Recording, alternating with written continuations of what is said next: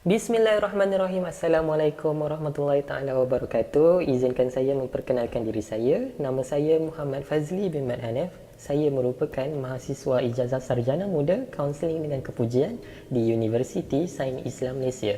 Nombor matrik saya ialah 1190127 di bawah subjek Perkembangan Kerjaya ABA 2153 yang dikelolai oleh Dr. Abdul Rashid bin Abdul Aziz, iaitu pensyarah saya. Saya diberikan satu tugasan yang mana saya diminta untuk membuat satu video ucapan berkenaan dengan isu-isu semasa dalam perkembangan kerjaya, dan tajuk saya ialah transgender di tempat kerja. Baiklah, pada awalnya isu transgender ini bukanlah satu isu yang baru dalam kalangan kita, khususnya di Malaysia. Bahkan mungkin golongan transgender ini bukanlah satu perkara yang asing di negara luar maupun di negara barat.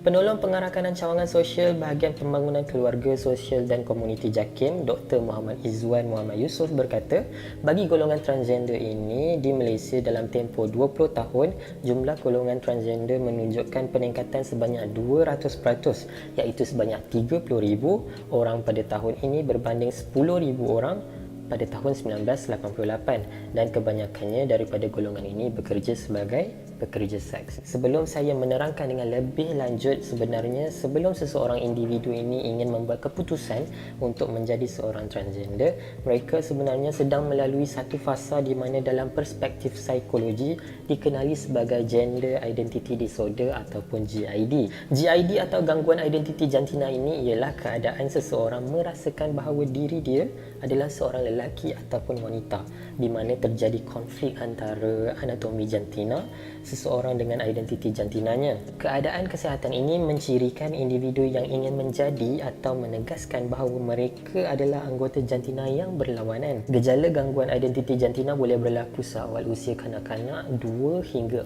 4 tahun. Bagi individu yang dilahirkan sebagai lelaki, pengenalan silang jantina dimanifestasikan oleh keasyikan dengan permainan pakaian dan aktiviti-aktiviti yang bersifat wanita. Manakala bagi individu perempuan, mereka mengenal pasti dengan jantina yang bertentangan melalui keasyikan terhadap role play, impian dan juga fantasi. Sebagai contoh, mungkin sebelum ini ibu bapa kurang cakna terhadap perkara begini. Kemungkinan perkara ini berlaku kerana anak-anak mereka tidak dibesarkan dengan cara yang sepatutnya.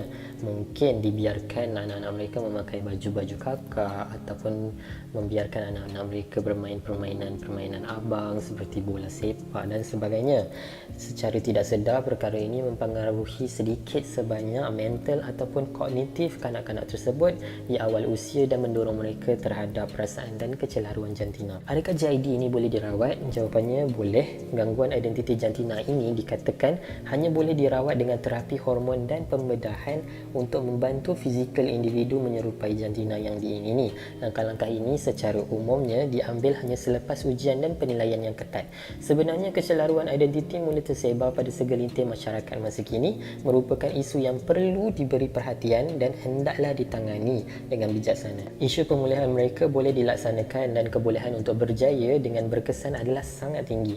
Ini kerana telah terbukti lebih 3,000 individu transgender terdiri daripada maknya, lesbian, gay, bisexual berjaya dibimbing ke pangkal jalan oleh Jabatan Kemajuan Islam Malaysia dan Jabatan Agama Islam Wilayah Persekutuan. Apa yang ingin saya kaitkan dengan topik saya iaitu transgender di tempat kerja ialah, pada pendapat saya, impak negatif jika membenarkan golongan transgender ini di tempat kerja lebih banyak berbanding impak positif. Malah mengikut perspektif Islam juga terdapat beberapa dalil-dalil dan juga fatwa berkenaan dengan menukar jantina itu sendiri.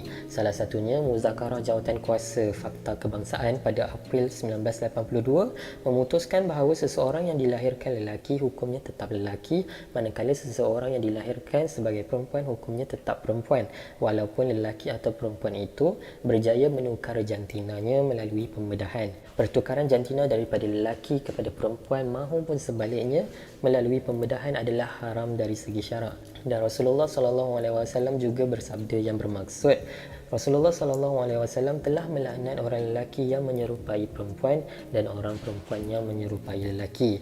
Jelas lagi bersuluh bahawa hukum menukar jantina ini adalah tidak sama sekali dibenarkan. Tambahan pula, dalam sektor pekerjaan awam dapat menimbulkan beberapa masalah terhadap golongan transgender itu sendiri maupun orang sekeliling. Antara yang lazim terjadi ialah jika dia merupakan seseorang yang beragama Islam dan tibanya waktu untuk solat, bagaimanakah caranya untuk dia menunaikan solat?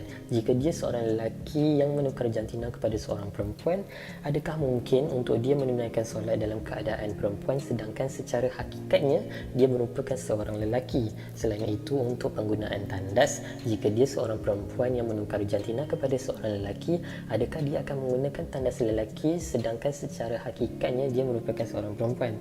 Dan di samping itu, dalam konteks kerja berkumpulan, berkemungkinan besar golongan ini akan menimbulkan rasa ketidakselesaan terhadap rakan sekerja yang lain. Oleh sebab itu, banyak golongan sebegini yang tidak berani untuk menceburkan diri dalam bidang sektor pekerjaan awam. Mereka ini lebih kepada membuat bisnes, mendirikan klinik kecantikan dan sebagainya. Kesimpulannya, bagaimana mereka ingin bekerja di sektor pekerjaan awam dalam keadaan yang normal? Lain pula ceritanya untuk golongan-golongan sebegini di negara barat. Di sana mereka ada menubuhkan beberapa agensi untuk membantu, membela dan mengekalkan keamanan terhadap golongan ini. Antaranya Lambda Legal, Making the Case for Equality, ACLU, American Civil Liberties Union, Human Rights Campaign, Legal Aid at Work dan banyak lagi. Dan agensi-agensi ini mereka memegang satu objektif ataupun matlamat untuk tidak mendiskriminasi dan memberi hak sama rata terhadap golongan-golongan lesbian, gay, bisexual dan transgender, atau lebih lagi dikenali sebagai LGBT. Saya ada baca satu pernyataan di media sosial yang mana ada satu pihak yang menyatakan golongan LGBT ini seharusnya tidak terceceh hak untuk mendapatkan keadilan. Malah mereka berhak mendapatkan hak sama rata sebagai warga negara dan seharusnya tidak didiskriminasi dalam sebarang bentuk termasuk di tempat kerja. Pada pendapat saya tidak bersetuju dengan pernyataan tersebut. Hal ini kerana khususnya di negara kita, sewajarnya kita membendung gejala ini dan tidak sepatutnya membiarkan ianya berlarutan kerana perkara ini sudah terang-terang salah dan melanggar hukum syarak. Benar, agama Islam merupakan agama yang mudah, tiada paksaan, tetapi tidak bermaksud untuk kita membiarkan mereka terjerumus ke arah itu. Dalam surah At-Tin ayat keempat, Allah Subhanahu Wa Taala juga ada berfirman yang bermaksud, sesungguhnya kami telah menciptakan manusia dalam bentuk yang sebaik-baiknya dan berkelengkapan sesuai dengan keadaannya. Di sini dapat saya simpulkan bahawa Allah Subhanahu Wa Taala telah mencipta kita, iaitu hamba-hambanya, dengan sebaik-baik kejadian. Segalanya sempurna, tiada kekurangan maupun cacat celah. Jadi apakah hak kita? Apalah hak kita untuk mengubah ciptaannya? Justru itu, kita juga sebagai umat Islam janganlah terlalu mudah untuk menghukum, malah seharusnya membantu mereka, memimpin mereka ke arah yang lebih baik. Kita juga tidak tahu pengakhiran hidup seseorang itu bagaimana. Boleh jadi pengakhiran hidup mereka jauh lebih baik dari kita.